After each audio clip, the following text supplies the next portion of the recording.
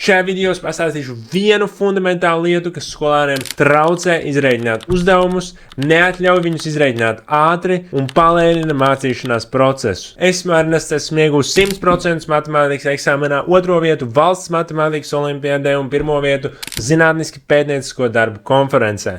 Un tagad mans mērķis ir pastāstīt sarežģīto matemātiku jauniešiem saprotamā valodā. Nākamajās pāris minūtēs jums pastāstīšu pirmais, kas ir aritmētika, otrais, kāpēc tā ir tik fundamentāli svarīga, un trešais, kā tad salabot šīs aritmētikas prasmes. Ok?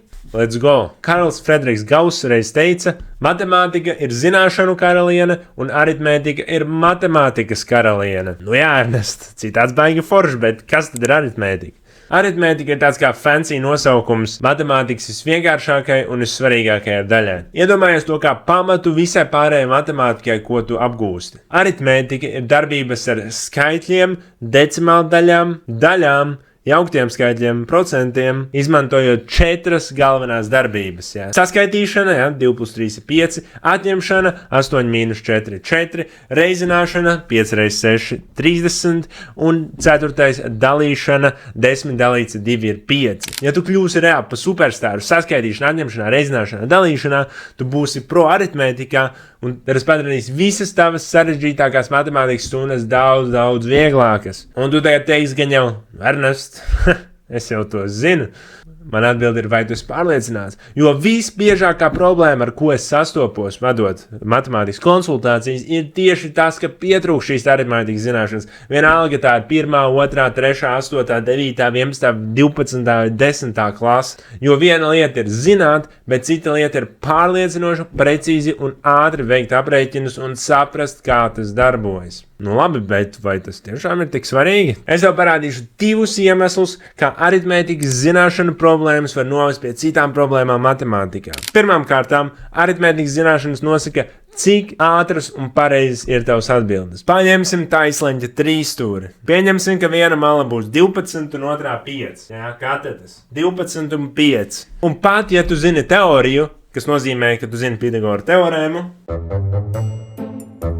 ka abas katetes kvadrātā ir hipotenūza kvadrātā, izmantojot šo te formulu, tu nonāc līdz šai te vietai.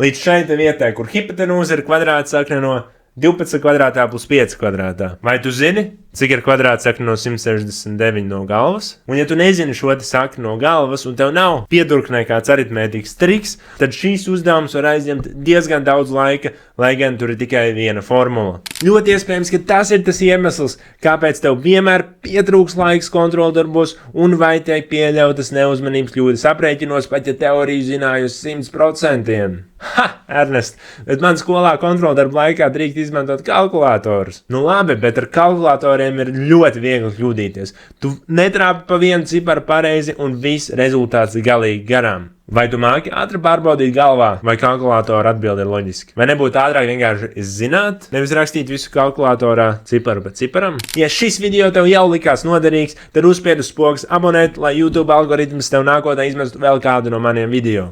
Un otrais ir spēja atgūt jaunas tēmas. Ja nevari saskaitļot 2 skaitļus galvā pietiekami lielā ātrumā, tad tas var nopietni ietekmēt matemātikas procesu. Ļauj man parādīt, ko es ar to domāju. Pieņemsim, ka tu mācies jaunu tēmu, piemēram, pa kvadrātvienādojumiem, ja? Un viss, kas jāzina šajā tēmā pa kvadrātvienādojumiem, pa lielam 2 formulas. BAM, kā aprēķināt diskriminantu, un BAM, kā aprēķināt saknes.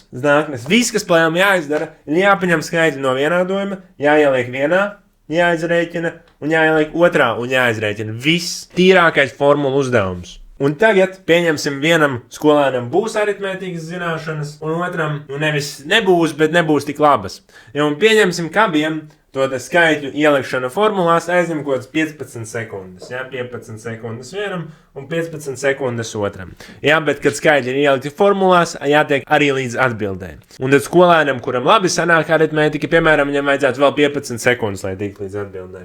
Bet skolēnam, kuram nav tik labi aritmētikas zināšanas, aizņemtu 40 sekundes. Kopā tad aritmētikas skolēnam tas aizņem 45 sekundes, un skolēnam ar netik labām aritmētikas zināšanām 70 sekundes. Tas nozīmētu, ja tā parēķina, tad sanāk, ka vienas mācību stundas laikā, kas ir 40 minūtes, prasmīgākais skolēns spēs atrisināt 53 vienādojumus, bet otrs tikai 34, par 56% vairāk. Un, mācoties matemātiku, viss ir atkarīgs no tā apjoma, ko tu izdari. Tāpēc skolēns ar aritmētisko prasmju priekšrocībām jauno tempa kvadrātu vienādojumiem sapratīs daudz ātrāk un vieglāk nekā otrs skolēns. Labi, Ernest, tagad es sapratu, kāpēc tas ir svarīgi, bet kā es varu uzlabot savus aritmētikas prasmes? Nu, ko skatāmies, ko mēs varam darīt? Parādīšu jums plānu, soli pa solim, kā šo te lietu atrisināt. Plāns sastāv no viena iestatīšanas soļa, kas jāizdara vienkārši sākumā, no 3 iknedēļas soļiem un vienas lietas, ko jāmēģina izdarīt katru dienu. Tā numur 1 iestatīšanas solis.